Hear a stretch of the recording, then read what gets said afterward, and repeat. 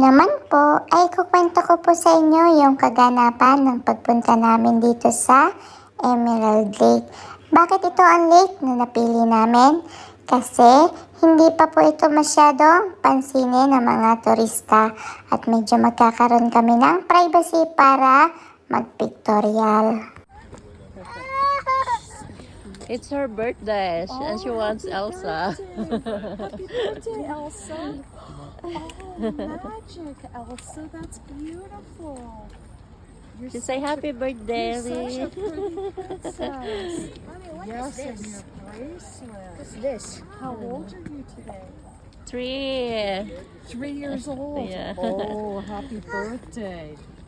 Ayan na nga po, naglalakad na po ako papunta sa kabilang side kung saan mas maganda yung view at the same time po ay walang masyadong tao.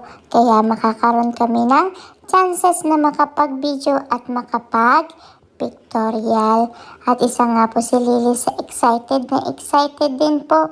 Kaya lang hindi talaga siya makuhanan ng magandang picture po. Kasi ang gusto ba naman po ni Lily ay maglangoy na dito sa lake. Hindi naman po pwede. Kasi wala po kaming dalang extrang damit at the same time po ay malamig din po ang tubig dito. Mia nga po, ipoprosen ko na itong lake na to. Maniwala kayo sa akin. Imamagic ko lang at magiging frozen po. O diba? Ang ganda-ganda ng view dito. Siguro sa mga susunod na mga taon, madami na ring turista ang makaka-discover ng ganda ng lake na ito.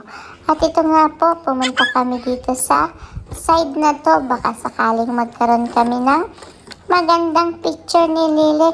Pero wala po pa talaga kasi gusto niya lang po talaga maglaro. At syempre, dahil isang family kami, isang frozen family po kami. Kaya lahat po kami ay naka-costume. Kahit si mami at daddy po ay naka-t-shirt din po ng pang-frozen. At ito nga po si Lily ay tuwang-tuwa ng maglaro ng mga bato-bato at buhangin po dito. Medyo mahirap nga lang din po yung parking dito. Kaya si daddy ay sa malayo nagpark at naglakad na lang po siya. Kaya hinihintay na lang namin siya. Sunduin kami dito sa may entrance para hindi kami maglakad ng malayo. At naglalaro po ako habang hinihintay siya. Siyempre, pagdating ko sa sasakyan ay nanood kami nung binili kong CD na Frozen. At yan nga po ang napakaganda naming view habang nagbabiyahe kami. Pero sa kalagitnaan ng biyahe namin ay dumidilim po at bumuhos na ang napakalakas na ulan. Hindi na namin makita ang magagandang bundok sa lakas ng ulan po. At syempre, kahit napakalakas ng ulan sa labas, ay nai-entertain ko pa rin po yung sarili ko at hindi po ako naiinip dito sa sasakyan. At yun nga po, pakunti-kunti ay gumaganda na rin po ang paligid at huminto na rin po yung napakalakas na ulan. At syempre, enjoy na enjoy pa rin po ako at feel na feel ko pa rin po maging si Elsa. Kaya ayan po, pakanta-kanta pa rin po ako. Talagang ilang araw ko po kayang susuotin itong damit kong ito. Sobrang happy po talaga ako.